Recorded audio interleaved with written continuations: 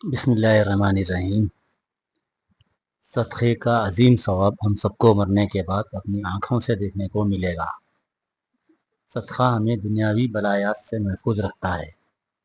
ہر شخص موت کے بعد صدقے کو ترجیح دے گا، جیسا کہ قرآن مجید میں ہے۔ مرنے کے بعد انسان اپنے رب سے کہے گا، اے رب، اگر مجھے تھوڑی دیر کے لیے واپس لوٹا دے تو میں صدقہ کروں اور نیک بندوں میں شامل ہو جاؤں۔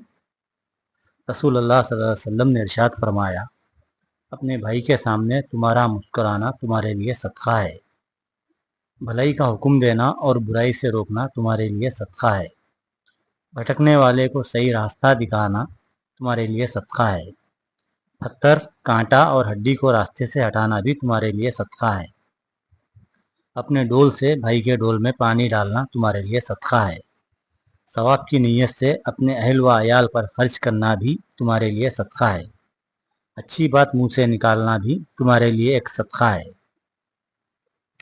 آپس میں صلح کروانا تمہارے لیے سب سے افضل صدقہ ہے، ہر ملنے والے شخص کو سلام کرنا بھی تمہارے لیے صدقہ ہے، تمہارا ہر قدم جو نماز کے لیے اٹھتا ہے وہ بھی تمہارے لیے صدقہ ہے۔ بغیر محنت و دولت کے ہم صدقے کے ان قسموں پر عمل پیرا ہو کر دنیا و آخرت کی زندگی کو سنوار سکتے ہیں۔ اللہ سے دعا ہے ہمیں ان اعمال کی ہدایت عطا فرمائے، آمین۔